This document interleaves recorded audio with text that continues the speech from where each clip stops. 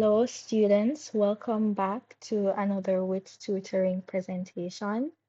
Today, we'll be going over some CSEC Spanish oral examination tips. We know that your oral examinations are coming up, so we are here with some tips for you. In case you don't know, we have a free study hub up on WhatsApp right now. So if you want to join that, just look in the description to see what subjects are available, and the link will also be there for those who want to join. Let us continue. So the first tip is to maximize on easy marks. You need to focus on scoring high in the reading passage and on the situational responses. If you don't know, you actually get these about 10 minutes before your oral exam start, so you do have time to review them, which is why it is so crucial to ace these sections. If you can get full marks on these sections or very close to it, you are essentially set for your oral examination. Please do not skip the questions on the situations. And I will also get into some tips on how to answer every single question. You need to practice your pronunciation and intonation carefully. Remember, you don't really need to focus on speed at first because pronunciation is key.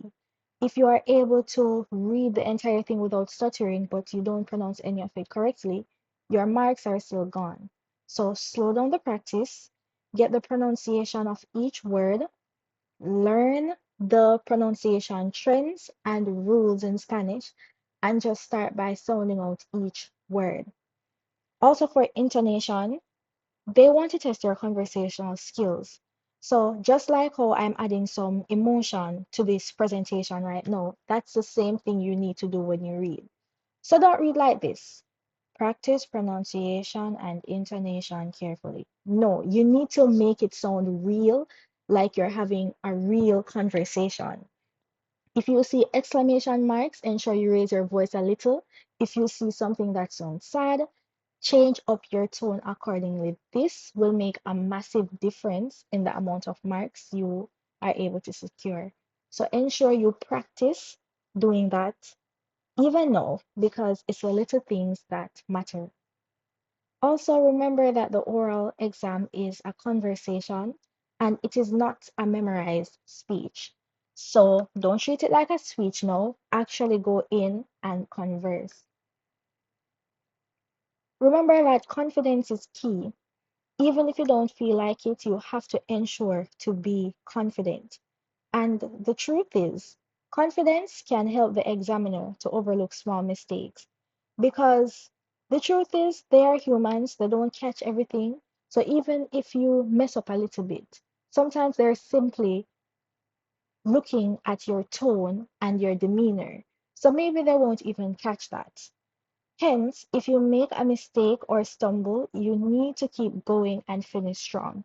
And the more confident you sound, you're going to feel it as well. So just remember to get your energy and your confidence up before the exam.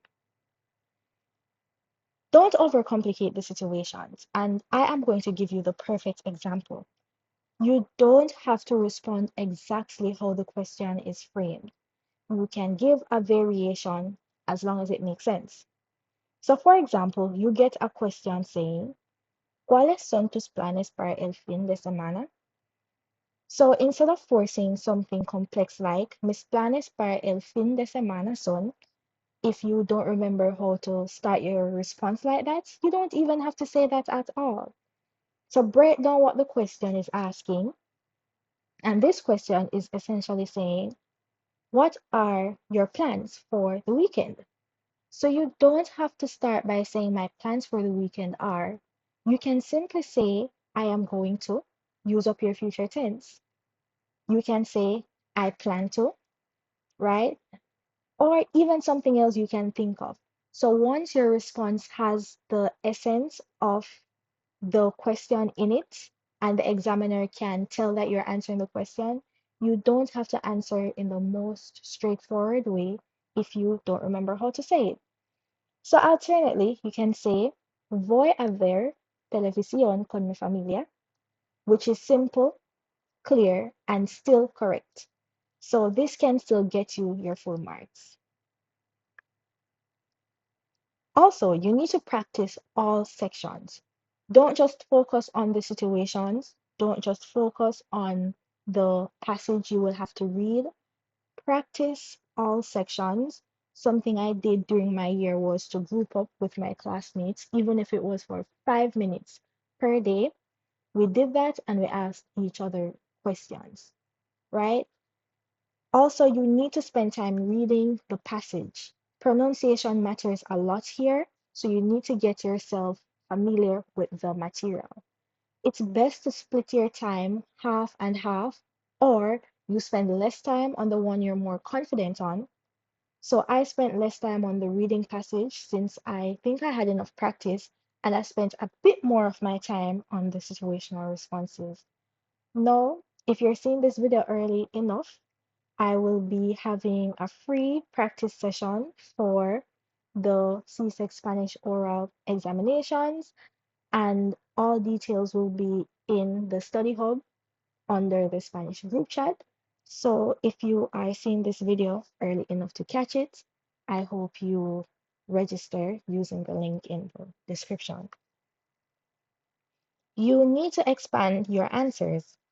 Avoid simple yes or no answers and always explain your response even if you are not asked. This is so, so crucial. If you get a question where a follow-up question could be asked, just answer it because they're going to ask you por qué anyways. And when you go on to answer without them telling you first, it shows initiative and the examiners really like that. So instead of saying sí, you can say something like sí, me gusta porque es interesante y divertido. So always explain your answers. Next, I'm going to teach you some useful phrases you need to know to just use as filler words. So you have repita por favor, which is please repeat. If the examiner said something you didn't quite understand or you want them to repeat, you can say this, and it's important that you ask them to repeat in Spanish. Don't overuse these phrases, but they can help in buying you more time and helping you to understand the question better. You can also say, necesito pensar un momento. So, I need a moment to think. And it is honestly very real. Sometimes you need a moment to think, but it's very important that you don't just pause in a way that is not confident because they will see this and say the student is unprepared. But if you mindfully tell them that you need a moment to think, you will still have that composure while getting some extra time. There are more phrases like asking them to speak a little slower by telling them you don't know. So just ensure you know all of these phrases before you go into that examination room. So now we're going to talk about pausing and flow because it makes all the difference. Sometimes students think something is wrong with pausing to think for a moment, but nothing is wrong with that, and it is actually encouraged. As long as you don't pause too long or the pause isn't awkward, you should be fine. So if you're going to pause, keep it natural, maybe add a filler word in between or tell them you need a moment to think. So below, we have some filler words like bueno, which is good. You could say pues, which is well, and then you take a few seconds and go on to give your answer. Or you could say déjame pensar, let me think. All of these could work. Next is to keep it simple, even if it is not true. So if your favorite food is hard to say, you can choose something simpler. You don't get extra points for actually answering the questions accurately to your life. You get points for using the correct vocabulary and tenses. So if something else is easier to say, don't be shy to go with that answer. right? Remember that the goal is communication and not accuracy about your real life. Now, I'm going to give you some bonus tips on the contextual dialogue in the paper too. I know this video was dedicated to oral practice, but I need to add this because I know a lot of students struggle with it. Also, let me know in the comments if you want a video breaking down paper 2 and paper 1 along with some tips. So you should practice frequently using sample questions. For example, we're still on the oral practice here, YouTube oral practice videos. So many are out there where they ask you the questions and you can answer. So don't be afraid to do that.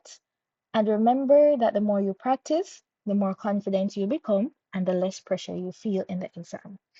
Now let's go into the contextual dialogue. Always read what comes before and after your line. What comes before will kind of give you insight into what your response should be. And what comes after, most of the times, the person speaking after you is reacting to something you said.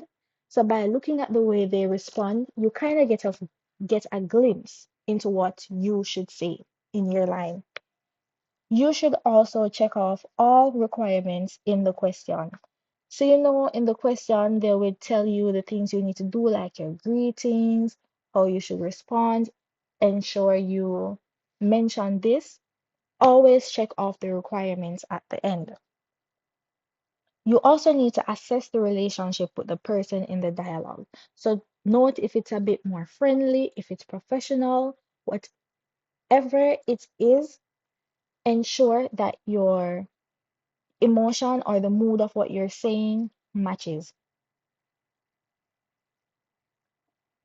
Also, anticipate what makes sense in the conversation. So, as I said, you don't have to know every single word in every sentence. You need to use your context clues to anticipate what makes sense or what they're saying, and this can guide your response. Also, this is a big one. You need to use interjections and transitions to sound natural. Remember, this is about sounding as natural as possible. Don't just give your responses. Remember, in English, they always tell us to use our emotive language, our transitions, all of that. It applies to Spanish as well. So you can say things like bueno, which is good. You could say entonces, which is then. Claro, of course. Qué bueno. That's great.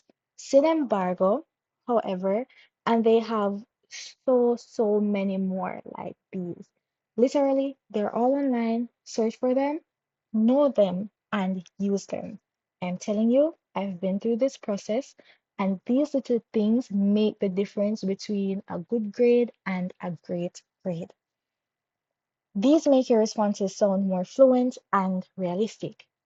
No, this is everything I have for today. If you have any suggestions, feel free to leave them in the comments. And thank you guys for watching. I wish you all the best in your exams. Buena suerte!